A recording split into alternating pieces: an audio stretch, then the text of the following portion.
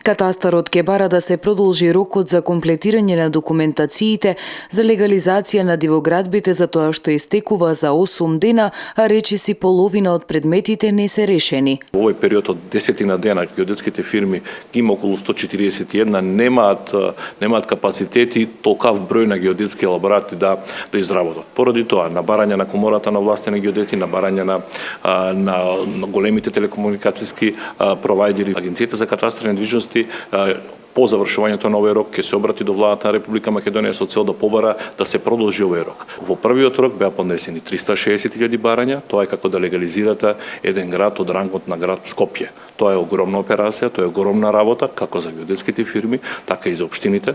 Затоа во овие 5 години веќе се легализирани преку 168.000 барања.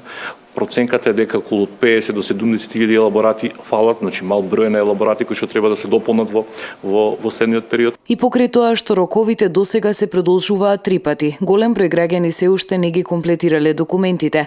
Агенцијата за катастар и недвижности денеска промовира и нова функционалност за нотарите, извршителите и за геодетските фирми преку дополнување документи по електронски пат. Новата функционалност која што денеска ја промовиравме е можноста да овие професионални корисници да извршат дополнување на нивното барање кога ќе направат определени технички грешки.